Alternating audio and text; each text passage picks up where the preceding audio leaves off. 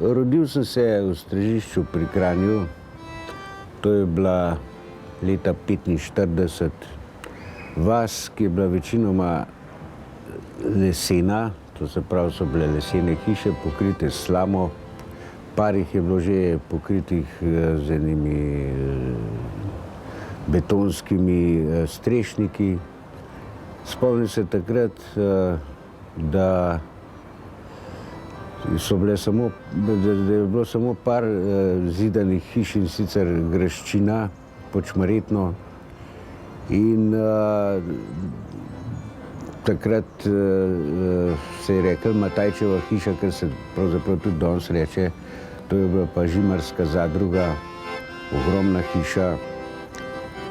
In najbolj mi je ostal spomin pač ta idila lesenih hiš, brunaric. In temu se je takrat rekel sitarija. To so bili sitarji, ki so delali sita za sejati moko iz konjskih repov. In kmalu pol je tudi nastala ena taka žimarska sitarska zadruga, kjer so bili domačini Stražišča pravzaprav zaposleni, in to je bil ene sorte polproletariat. Se je en del preživljal z majhnimi vrtički, nekaj pa tudi z delom v tej sitariji. No, jaz sem zelo zgodaj šel od doma, ker sem zbolel, in sem bil od 13. leta praktično dolgo časa od doma. Šel sem v Kamniku internat in sem tam pač zaključil osnovno šolo in gimnazijo. Tam sem bil seveda deležen čisto druge vzgoje, ne domače, ampak ene take napol vojaške vzgoje. In tam sem se pravzaprav naučil ene samodiscipline, notranje discipline in pa tudi discipline do svoje okolice. V Kamniku sem imel tudi srečo, da sem imel zelo dobrega profesorja, in sicer je bil to Aladin Lanc, tudi akademski slikar, pesnik, zelo dober akvarelist. Tako da sem tam v bistvu našel ene take osnove likovne, hkrati pa tudi se je ta ljubezen do slikarstva in do vsega likovnega pač nadgrajevala.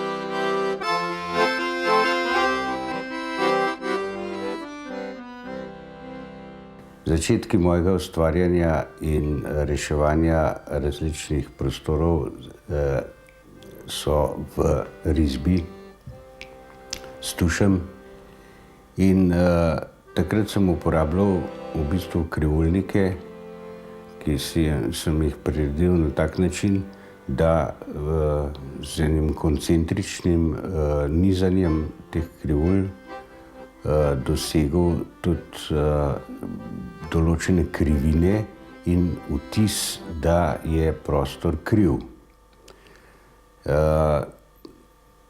Najprej sem to reševal na črno-beli osnovi, to so bile risbe s tušem in predvsem na papirju. Kasneje sem začel uporabljati tudi barvne tuše. S tem sem še bolj poudaril ta vtis razgibanosti prostora ali ploskve. Večinoma sem obravnaval ploskve. In tak primer je ta slika, ki ponazarja v bistvu okroglo, naslov ima Četrtina vesolja, ampak to z vesoljem nima nobene zveze, ki uporablja pač te krivine za to, in tako krivuljo, da dobimo vtis, da ta ploskev ni ravna, ampak da se neko guba. To je pač dosežen na tak način, da je krivulnik točno pozicioniran v enem središču in se linije počasi zamikajo. Zanimiva zadeva nastane pri črno-belih rešitvah, ker se v odnosu dveh linij v vmesni belini pojavljajo določene barve in to zaradi interference valov. In to je spet ta optična prevara, ki v bistvu ni realna, ampak jo naše oko pa naši možgani zaznajo kot barvo. V resnici je to belina. No in to je en tak primer, kjer sem to uporabil in na določenih delih se pojavljajo tudi ene komplementarne barve, predvsem je pa to odvisno od razmaka posameznih linij med sabo. To me je privedlo še na eno drugo misel in sicer na misel, kako to spraviti v tretjo dimenzijo. In ta tretja dimenzija se mi je enostavno porodila, ta misel na to tretjo dimenzijo se mi je porodila enkrat sem opazoval nogometno žogo. Ta žoga je zanimivo sestavljena iz 12 peterokotnikov in 20 šesterokotnikov pravilnih. To je v bistvu oblika ene molekule, ki so jo še nedavno od tega odkrili.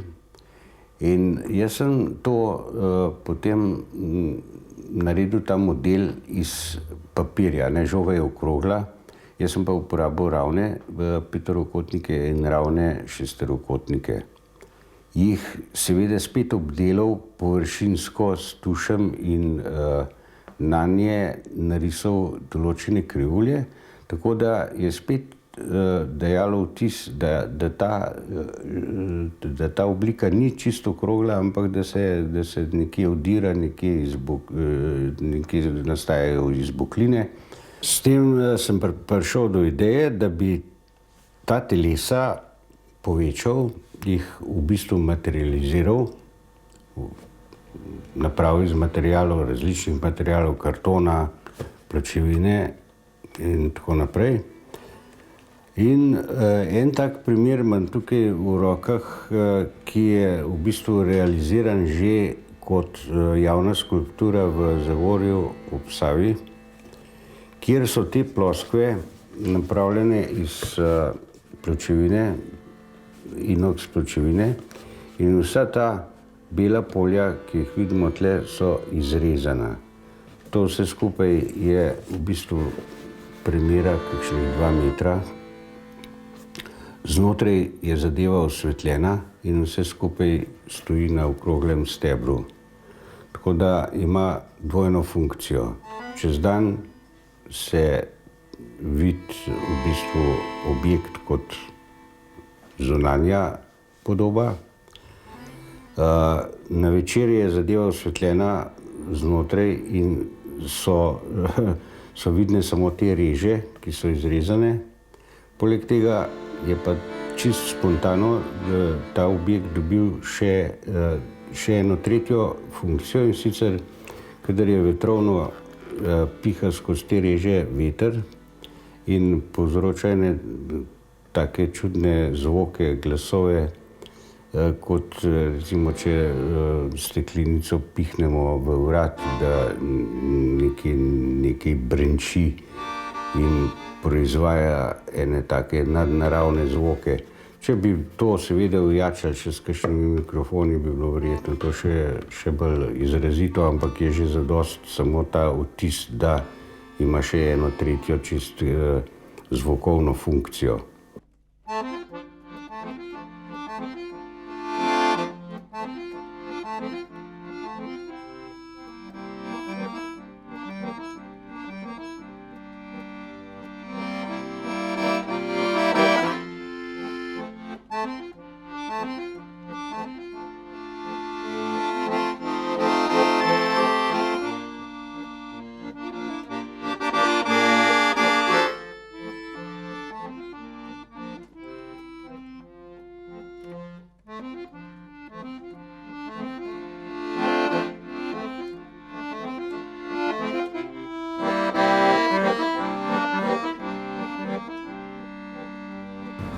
Svojo prvo razstavo sem pripravil leta 1968 v kleti Prešernove hiše na pobudo in na predlog pokojnega kustosa Gorenjskega muzeja dr. Ceneta Avguština in slikarja Henrika Markla, ki sta moja dela videla in mi predlagala, naj to tudi pokažem.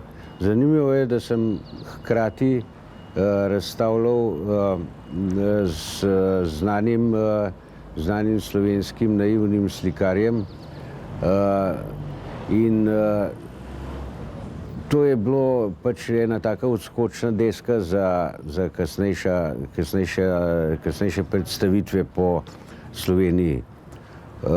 No, tej razstavi so pač sledile razstave za razstavo, nekako bruhal je iz mene vse to, kar se je leta in leta nabiral, in vse sorte eksperimentiranja sem skušal spraviti v eno določeno obliko, na papir, na platna, v objekte, tako da je bila ta bera v bistvu likovna zelo velika.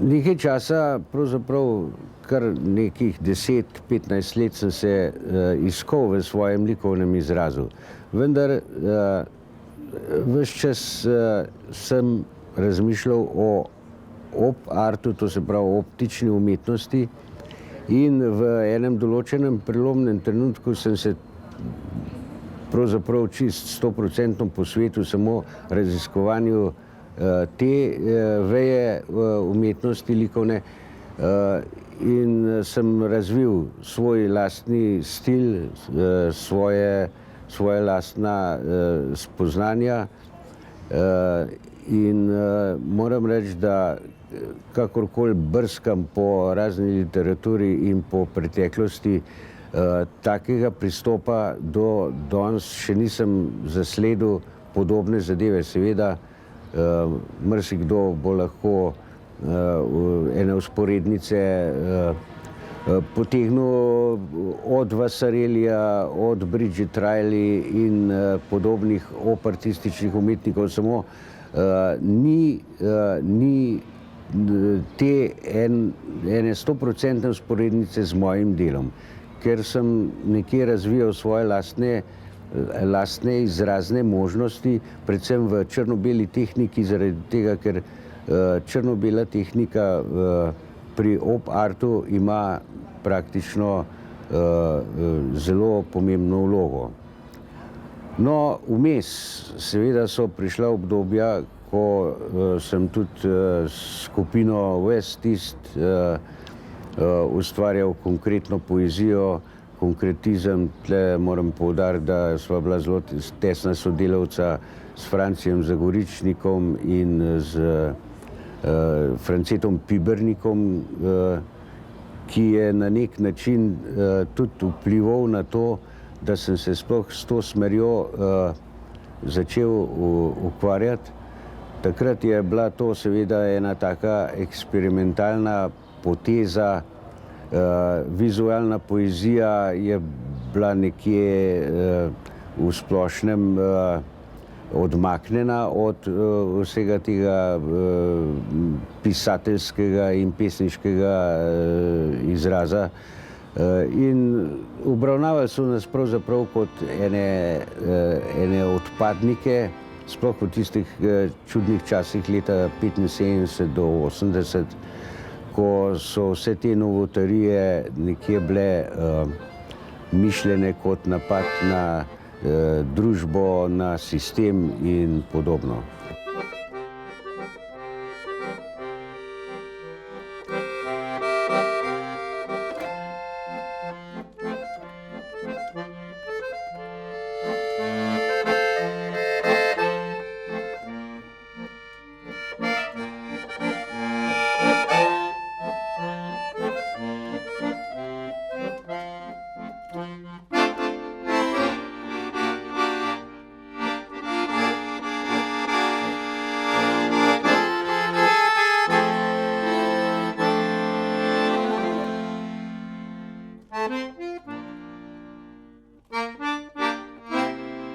Če za trenutek v bistvu pozabimo zdaj to moje likovno delovanje in raziskovanje in se vrnem v glasbi. Glasba me je v bistvu spremljala skozi vse življenje, od seveda 12-13 leta naprej. In ugotovil sem kmalu, da tudi ta glasba v bistvu vsebuje vse iste elemente kot likovnost, tako da izrazne možnosti so neomejene, omejene so z nekimi teorijami, vendar jaz sem skušal na svojem inštrumentu, to je harmoniki, doseči, da imam spet nek svoj lastni izraz, ne podoben ne narodnjakom, ne nekim jazz izvedbam, ampak sem praktično razvil en svoj stil igranja na harmoniki in to v bistvu počnem še danes.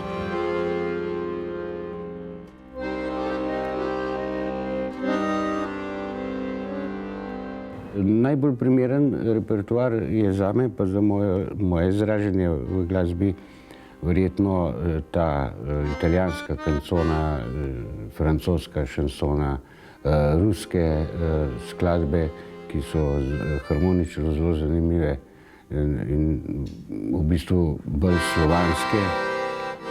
Tako da ta zvrst mi v bistvu leži in posredno skozi to glasbo pa skozi poslušanje take glasbe v bistvu nastajajo tudi moje slike.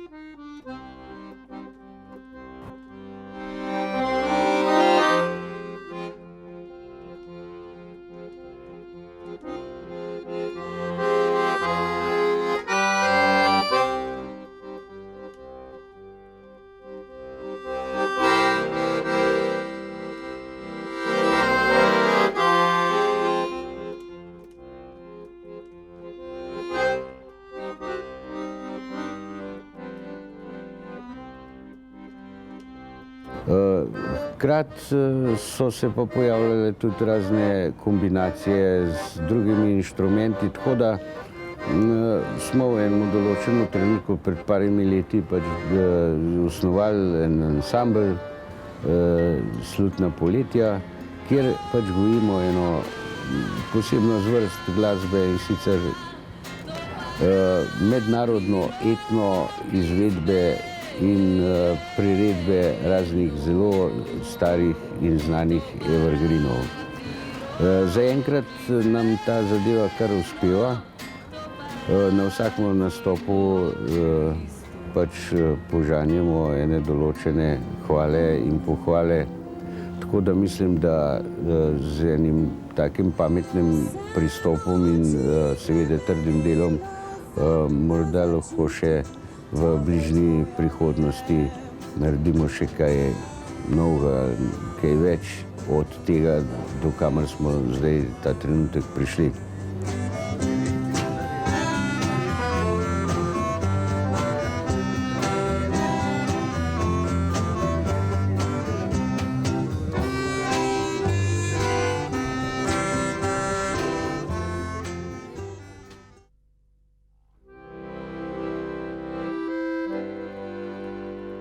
Likovnost me pa spremlja tudi na drugih področjih. In sicer nekaj časa sem se zelo intenzivno ukvarjal s fotografijo in snemanjem filmov. To je bilo tudi v enih časih, kjer so bile v bistvu zelo majhne možnosti to početi, ker je bilo treba filme uvažati, da ne rečem švercati iz Avstrije in Nemčije. In to je bilo v bistvu takrat zelo delikatna zadeva. Ampak uspelo nam je kljub temu s kranjsko filmsko skupino Ime posneti par filmov celo na 16 mm trak. In s temi filmi, to so bili v bistvu igrani filmi, smo na raznih teh festivalih amaterskega filma tudi poželi kar precej nagrad. Celo v Italiji na nekem mednarodnem festivalu, v Avstriji, v Feldnu, v Makedoniji, v Banja Luki. Tako da je bilo par let filmskih, ker smo to počeli tudi zelo, zelo plodnih.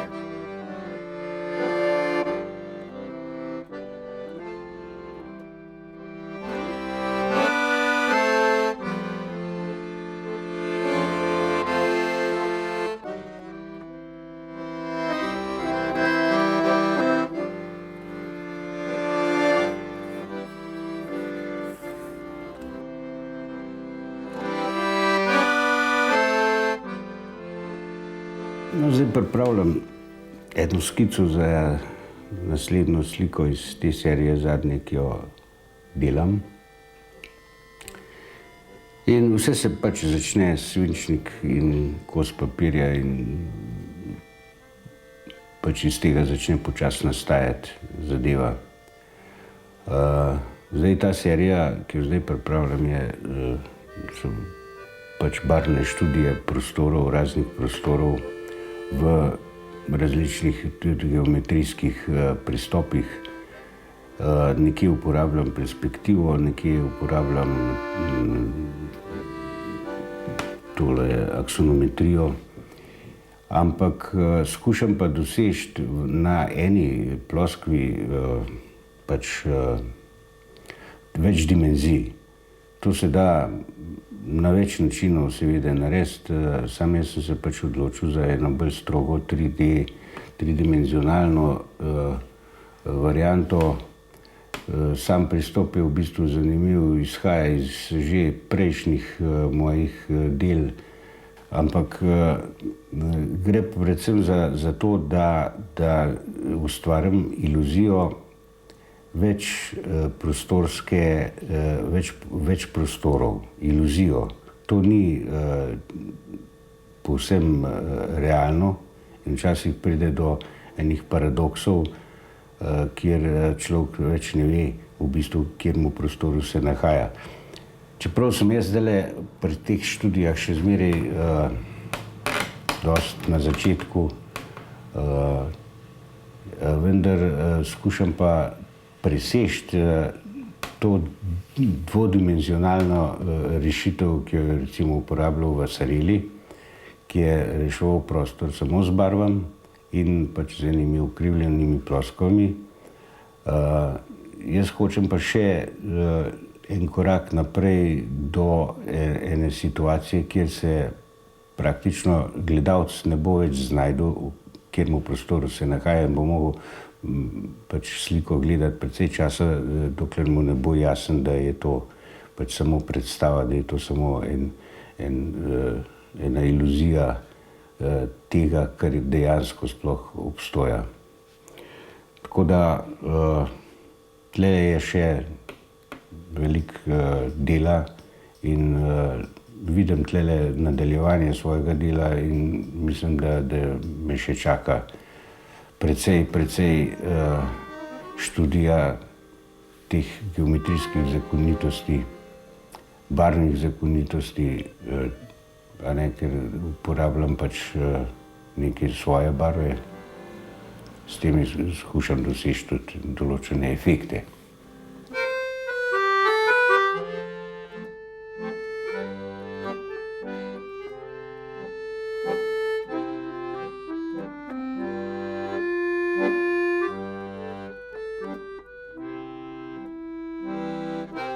Zdaj trenutno imam v planu pač reševanje tega poseganja v naravo, predvsem zaradi teh reklam postavljenih ob cesti, ki nam razbijajo vedute, vsaj za primer vzamemo recimo tole pot iz Kranja proti Ljubljani, Sorško polje je mogoče še za malenkost nedotaknjeno, ampak ko se pa pojavimo malo pred Medvodom, se pa že začne. In to je že kar en tak zid postavljen z enimi vpadljivimi barvami, z enimi vpadljivimi fotografijami, gigantsko povečanimi. In s tem v bistvu najdemo samo en delček narave še, ampak še tisti samo kot preblisk. In to je mogoče tale naslednja slika en tak dober primer tega, kako nam v bistvu sploh narava več ne daje ene lepe vedute, ampak smo skozi bombardirani z enimi barvami, ki sploh ne sodijo v okolje. Nimam nič proti oglaševanju, niti ne proti postavljanju reklam, vendar bi tukaj pač bilo treba tudi gledati majhen prostorsko in to postaviti v eno drugo obliko, ki bi se skladala z naravo in ne bi imela takega grozovitega vpliva na naše poglede, na razne lepe vedute gorenjske pa sploh slovenske pokrajine.